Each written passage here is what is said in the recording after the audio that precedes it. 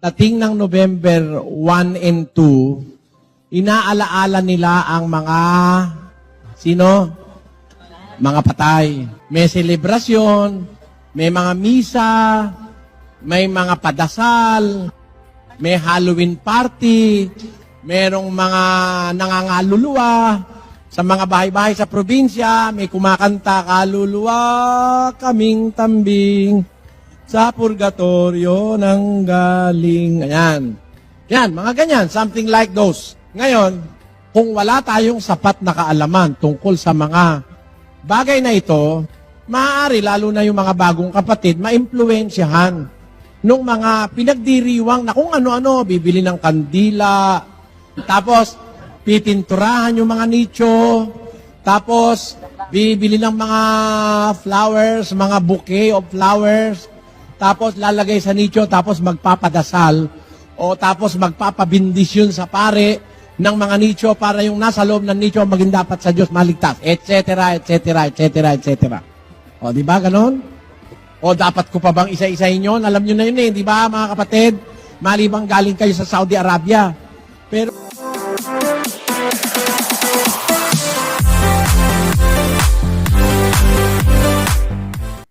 so yan po mga kaibigan, hindi po lingid sa atin na ganyan talaga ang aral po o turo, doktrina ng mga Iglesia Katolika na ipinapanalangin nila o dinadasalan nila yung mga namatay para mapunta sa langit at mapatawad yung kanilang mga kasalanan dito sa lupa. Kahit yung mga taong hindi sumampalataya, basta ipanalangin lang, okay na, maligtas na. Yun po ang doktrina ng mga Iglesia Katolika, mga kaibigan at mga kapatid. At ang dahilan po kung bakit nila ginagawa yan, dahil ginawa naman daw ito ng mga naunang tao sa Biblia. Kaya ginaya lamang po nila at ito naman ay biblical naman daw mga kapatid at mga kababayan. At ang katwiran nila, pakinggan natin kung ano po yung katwiran ni Darwin Gitgano. Dito, kung pakinggan po ninyong mabuti, matutuklasan natin kung gaano kawalang punto itong taga-punto por punto. Walang kapunto-punto. Narito po ang video ng mga grupo ni Darwin Gitgano sa punto por punto na walang kapunto-punto.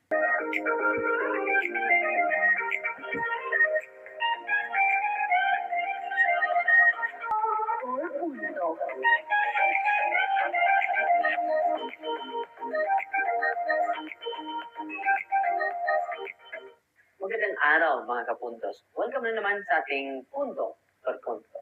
At may kasabihan po tayo, ignorance of the Bible is ignorance of Christ. At kasama natin muli si kapuntos Brother Chando Kilango Alabado at si Brother Edgar Laugan. Ang nagdadala sa mga katanungan galing sa ating mga kapatid. Magandang araw mga kapuntos. Father, ito po ang katanungan. Kaya po ito kay Jean Manalang Abuiba. Hindi na ba daw dapat ipagdasal ang mga kaluluwa ng mga pumanaw na? Ano po ba ang iyong kasagutan? Maraming salamat, Brother Edgar. No? Hindi na ba daw dapat ipagdasal ang mga kaluluwa ng mga kapatid natin na pumanaw? Ito po ang ating paglilinaw, mga kapatid. Dapat natin silang ipagdasal. Bakit po? Ating babasahin ang banal na kasulatan. 2 Maccabees, chapter 12, verses 43 hanggang 45. Nagpalikom siya ng mga kaloob na umabot sa halagang 4 librang pilak at ipinadala ito sa Jerusalem upang ihandog na pantubo sa kasalanan. Ginawa ito ni Judas sapagkat naniniwala siya sa muling pagkabuhay ng mga patay. Kung hindi siya umaasa na ang mga patay ay muling mabubuhay, magiging kahangalan lamang ang ipanalangin pa ang mga namatay na.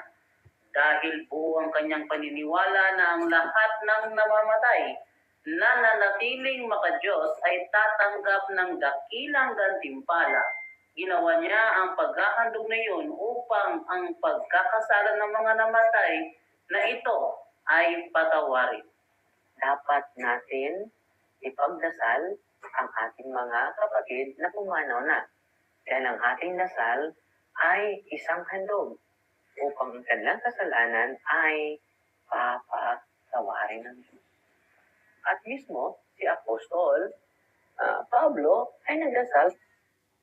Yan. Putulin ko muna mga kaibigan. Gusto ko lang ipapansin, ano? Yung kanilang pinagbabatayan doon sa 2 Macabeo, Kapitulo 12 sa versikulo 40 hanggang 46. Yun po yung istorya. Itong ginawa ni Judas Macabeo na nagpalikom siya ng pera para sa handog ng kasalanan ng mga namatay doon sa labanan ng mga sundalo, kasi itong binigyan nila ng dasal, mga sundalo po ito na nakipaglaban. Pero ang naging kasalanan po nila, may dala-dala kasi silang mga ribulto o Diyos-Diyusan. Na yun po ang hinihinala ni Judas Macabeo na dahilan kung bakit sila namatay. Kaya ang ginawa po ni Judas Macabeo, dahil nananampalataya na mayroong pagkabuhay na maguli, ang ginawa niya, nag-isip siya na nagpalikom ng pera upang ihandog sa mga pare para yung kasalanan ng mga namatay na sundalo ay mapatawad. Ngunit, kung napansin po ninyo, kaisipan lamang po ni Judas Macabeo.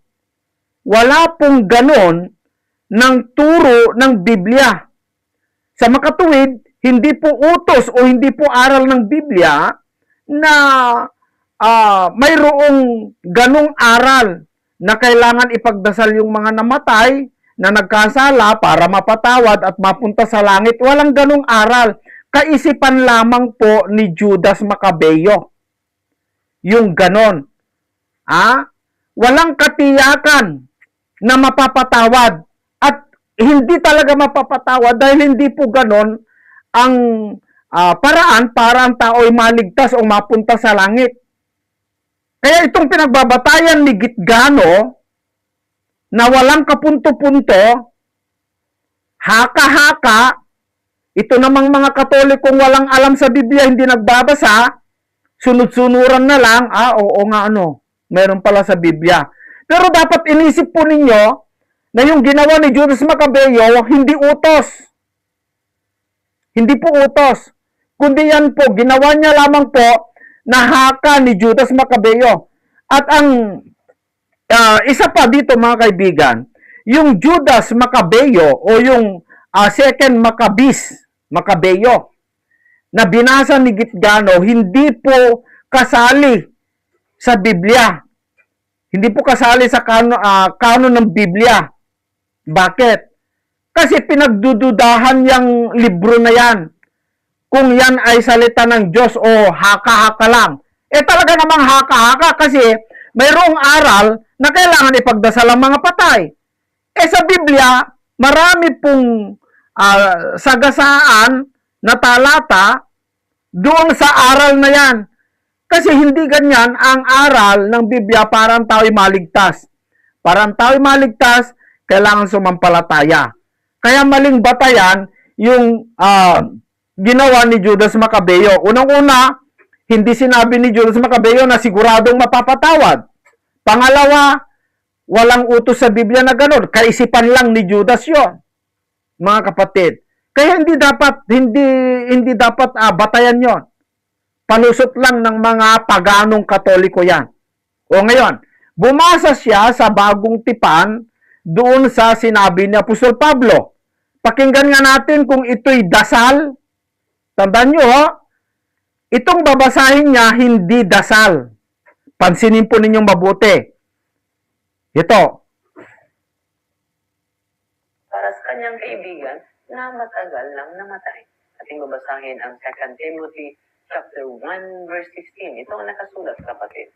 Kahabagan nawa ng Panginoon ng sambahayan ni Onesiporo sapagkat sa maraming pagkakataon ay pinagsigla niya ako at hindi niya ako ikinahiya kahit ako'y isang bilanggo.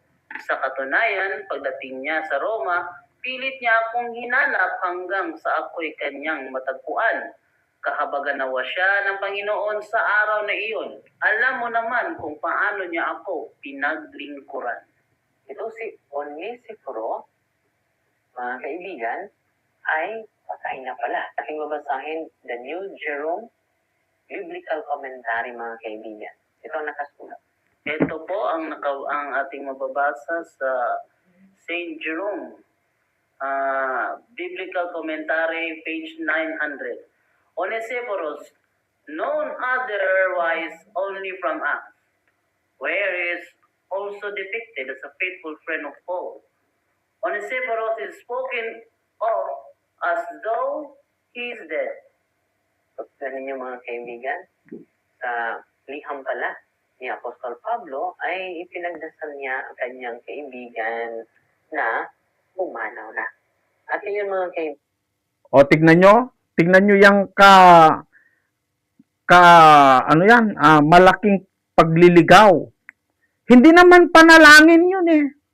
Panalangin ba yun, mga kapatid? Yung sinabi ni Apostol Pablo? May kausap si Apostol Pablo dito. At yung mga kausap niya, hindi, sabi dito kasi sa, kung babasahin natin yung binasa ni Darwin Gitgano dito sa 2 Timothy, Kapitulo 1. Hindi dasal ito. Sabi niya kay Timoteo, pagkalooban nawa ng Panginoon ng habag ang sangbahayan ni Onesiporo. Sino daw ang pagkalooban ng Panginoon ng habag? Mga kapatid, sabi nila, ipinanalangin niya daw si Onesiporo eh. Pero kung basahin mo, sabi dito, pagkalooban nawa ng Panginoon ng habag ang sambahayan ni Onesiforo. Bakit? Bakit pagkalooban nawa ng habag ng Panginoon yung pamilya ni Onesiforo? Dahil sapagkat, sabi dito, madalas niya akong pinaginhawa at hindi ikinahiya ang aking tanikala. Abay, tinulungan pala ni Onesiforo si Apostol Pablo. Kaya sabi ni Apostol Pablo, pagkalooban nawa ng Panginoon ng habag ang pamilya o sangbahayan ni Onesiforo. Nakita nyo yon, mga kapatid? Nakita nyo kung ano po yung pagliligaw na ginawa ng mga Iglesia Katolika? Na sabi nila, ipinagdasal daw ni Apostol Pablo si Onesiforo para mapunta sa langit. Wala naman eh. Wala naman eh. Kundi nang siya'y nasa Roma, ay hinanap niya ako ng buong sikap at ako'y nasumpungan niya. Pagkalooban nawa siya ng Panginoon na masumpungan niya ang kahabagan ng Panginoon sa araw na yaon. At totoong alam mo kung gaano karaming mga bagay ang ipinaglilingkod niya sa Epeso. Yan. Meron pong sinabi si Apostol Pablo na dahil sa kabaitan ni Onesiforo, sana ay pagkalooban ng Panginoon. So, ibig sabihin, hindi dasal yon. Hindi dasal. Iba yung dasal. Malayo dun sa sinasabi nila o yung ginagawa nila na Ginoong Maria, punong-puno ka ng grasya, ang Diyos ay sumasa iyo, wala sa amin.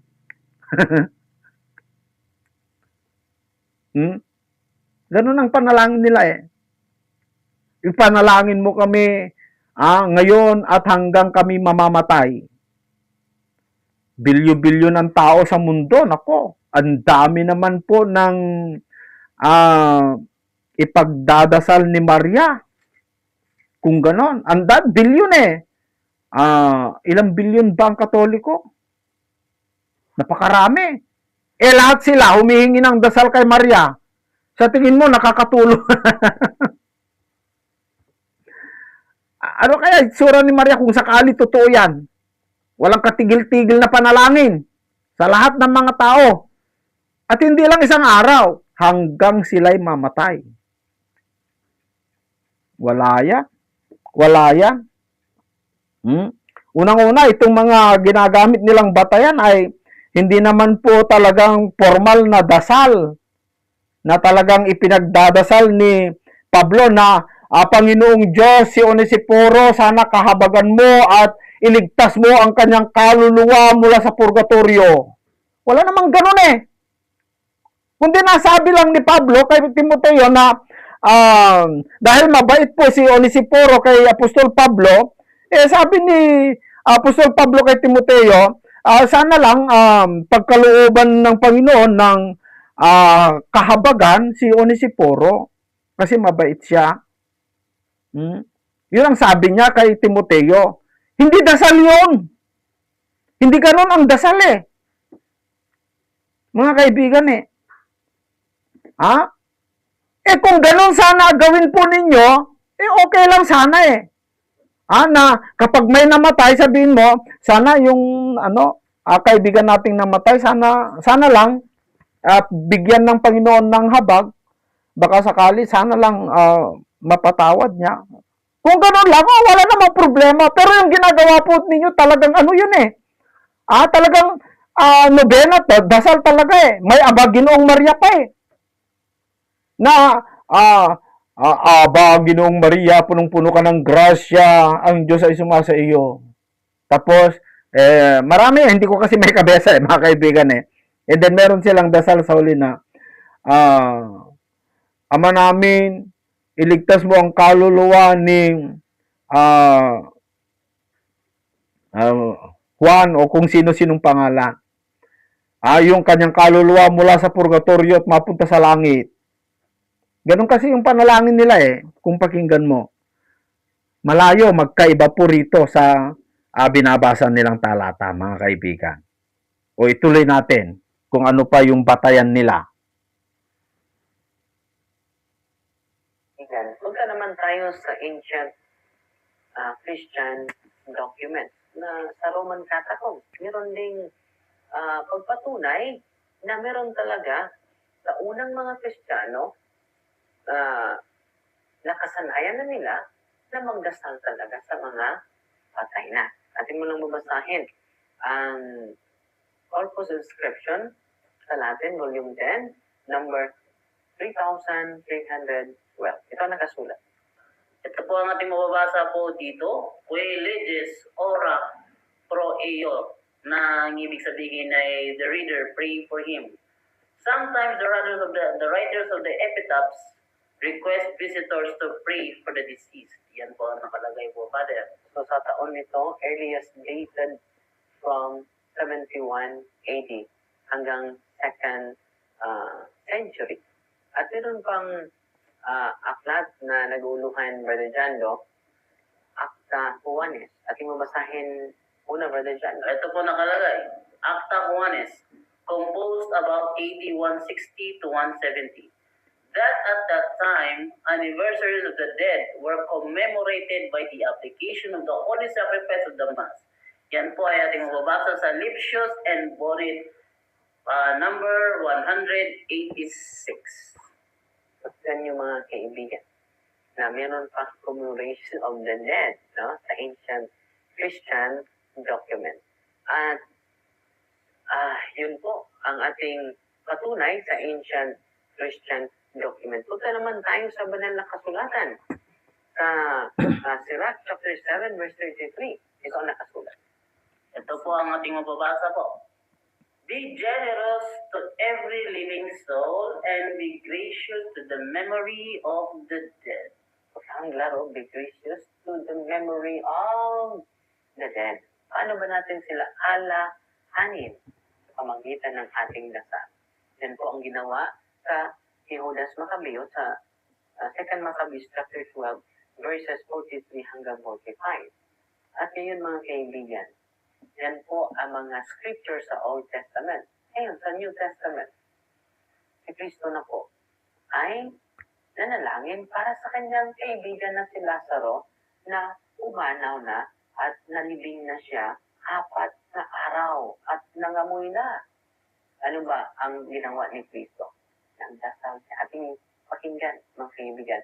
John chapter 11 verses 42 hanggang 43. Kaya't inalis nila ang bato. Tumingala si Jesus sa langit at sinabi, Ama, nagpapasalamat ako sa iyo sapagkat dininig mo ako at alam kong lagi mo akong dinirinig. Ngunit sinasabi ko ito dahil sa mga taong naririto upang maniwala silang ikaw ang nagsugo sa akin. So kita ninyo mga kapatid, mismo na ang ating Panginoong Hesukristo ay nanalangin sa kanyang kaibigan na umanaw na. Ang pangalan po ay si Lazaro. So, si Kristo po ang ating sinusunod. Bakit tayo manalangin para sa mga kaibigan natin at mga relatives natin na umanaw na? Una, sabi ni Maccabees, bakit tayo magdasal para sa kanila? Para ang kanilang kasalanan ay patawarin ng Diyos. So malaki palang tulong ang panalangin para sa mga kapatid natin na matagal nang pumanaw. So patuloy tayong manalangin sa ating mga kapatid na pumanaw na. Yan po ang ating sagot. Natatawa lang po ako. 12 years yan 12 years na nag-aral sa pagkapari. 12 years yata mga kaibigan. Pero ganun po yung klaseng pangangaral niya sa Biblia. Naku po, naku mga kaibigan, mga kapatid. Hindi naman po mahirap unawain si Judas Maccabeo, yung kanyang ginawa, hindi naman po utos yun. Hindi naman po aral yun. Hindi naman po doktrina yon na pwede ipanalangin yung patay para sigurado mapunta sa langit. Unang-una, ulitin ko, hindi po karugtong o kasali sa kanon ng Bible yung Judas Maccabeo. Hindi. Haka po yun ng mga Iglesia Katolika, mga kaibigan. At ang isa sa pinaka nakakatawa dito, lahat ng kanilang mga ginamit na patutuo para mapatunayan na meron pong mga doktrina sa Biblia na ipanalangin yung mga patay, ay yung mga sarili nilang libro. Ang tawag doon, mali po ang tawag po doon ay self-serving. Yung kumukuha ka ng patotoo sa sarili mo, ay hindi po ano yon. Bawal po yun sa batas. Naku po mga kaibigan, mga kababayan, ano ba itong pinagtututuro na ginagamit na batayan itong mga taga-punto por punto para mapalabas lang na tama yung kanilang aral na ipanalangin ng mga patay. Wala naman po sa Biblia ginamit niya si Jesus dahil ipinanalangin daw ni Jesus si Lazaro. Ano ba dasal ni natawa ko doon ano ba dasal ni Kristo kay Lazaro? Ama, si Lazaro dalhin mo mula purgatorio, dalhin mo sa langit, ganun ba dasal niya? Ay nako, hindi naman O basahin natin, tayo nga magbasa doon sa kanilang gamit mga kaibigan. Dito po sa John, ano ba yung binasa niya? John chapter 11.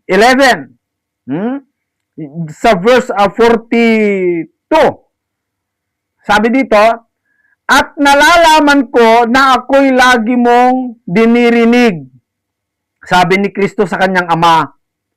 Ngunit ito'y sinasabi ko dahil sa karamihang nasa palibot upang sila'y magsisampalataya na ikaw ang nagsugo sa akin.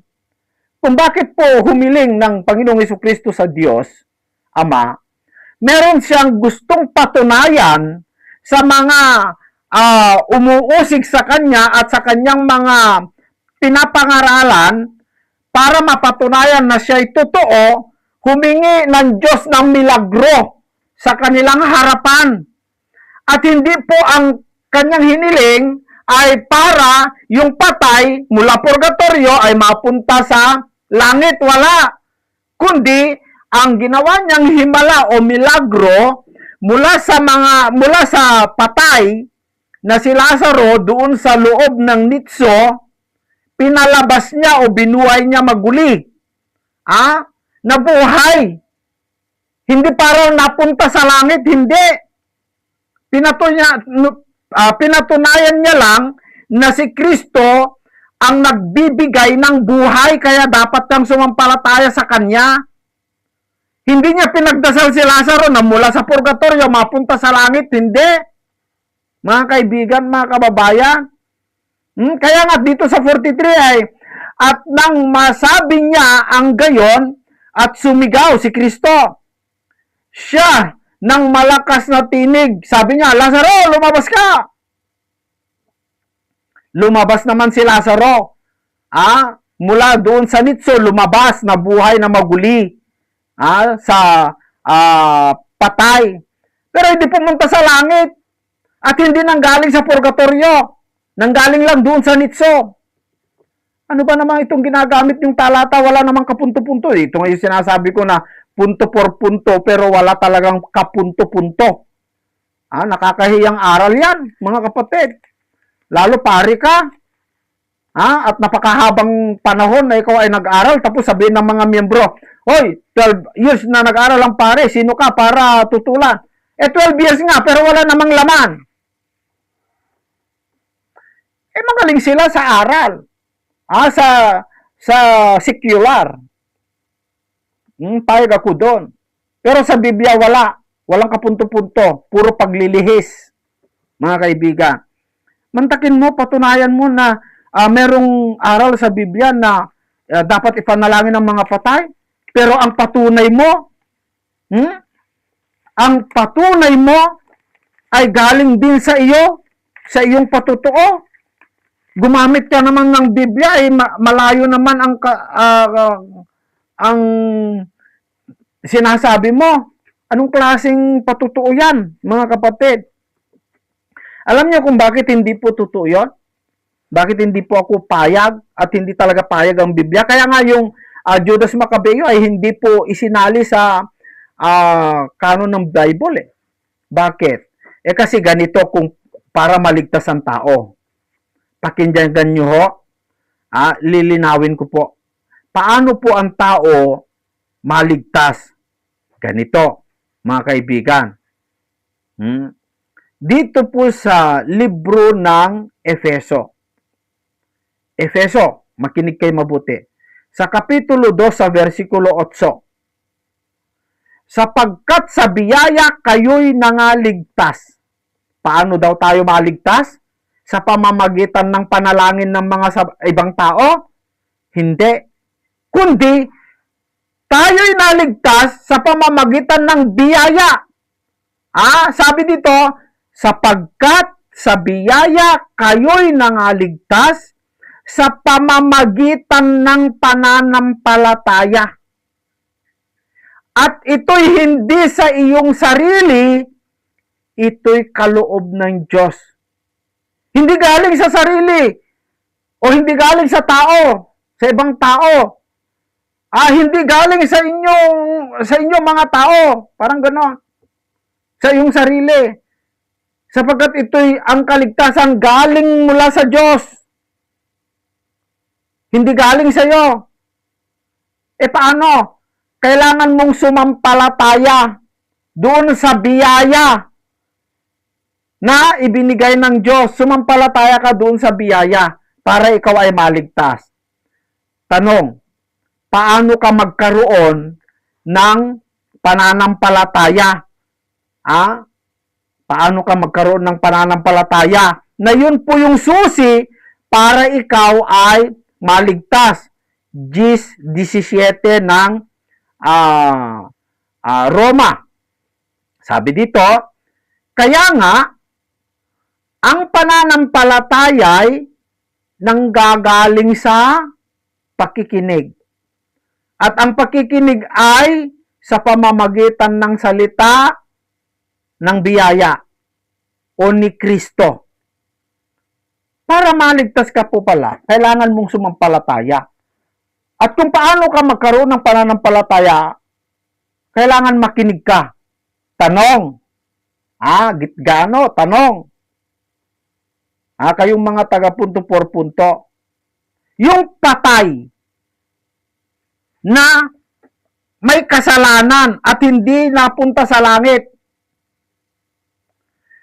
paano pa makakapakinig para magkaroon ng pananampalataya patay na?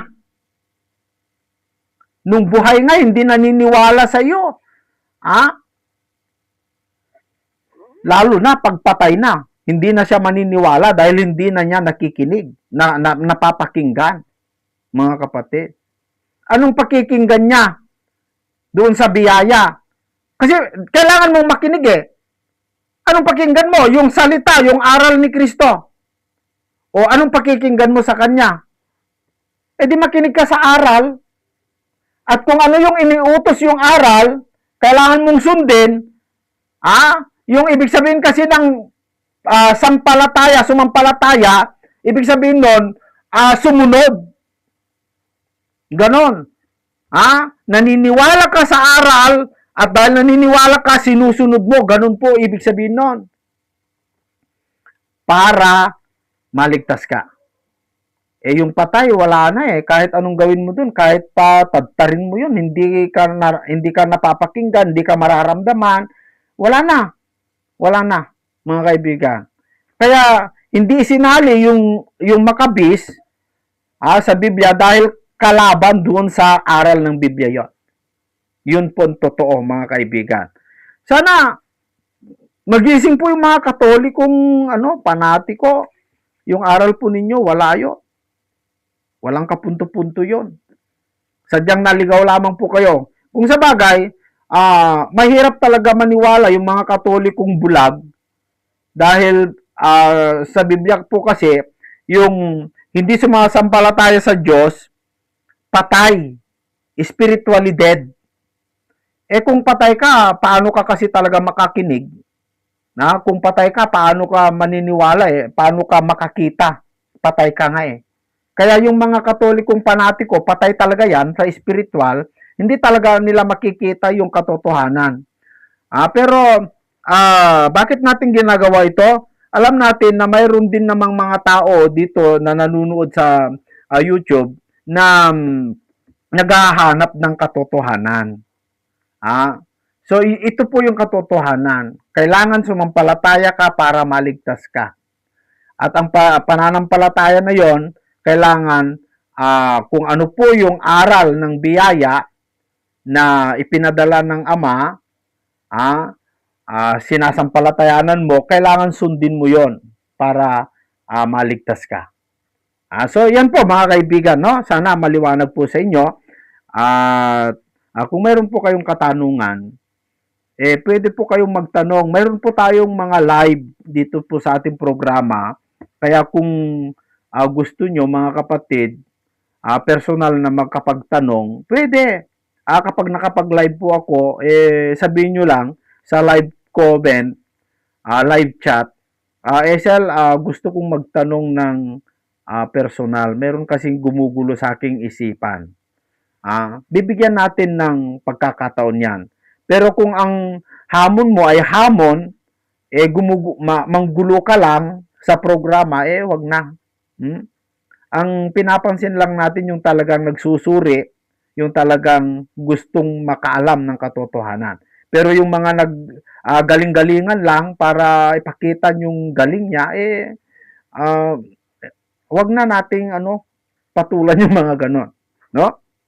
So, yun po mga kaibigan, nakita natin na walang katibayan yung batayan ng mga taga punto por punto sa kanilang doktrina na dapat ipanalangin ang mga patay. Unang-una, tanungin mo sa kanila, yung mga nananalangin, yung nagnonobena, sa mga patay, kung may namatay at nagnonobena sila, tanungin nyo lang, prangkain po ninyo. Paano nyo masigurado kanyo? Ito tanungin nyo, paano nyo masigurado na yung tao, after 40 days na tayo magnobena, mapupunta na ba sa langit? How sure? Marami ko nang tinanong dyan eh. Alam nyo kung anong sabi nila? Ginagawa lang namin ito kasi kaugalian na. Hindi namin sigurado kung talagang mapunta sa langit. Yun ang sabi nila. Subukan nyo. Pati sa mga pare, hindi nila masasabi yan. Kasi wala talaga sa Biblia yan. Salamat po mga kaibigan, mga kapatid. Hanggang sa susunod.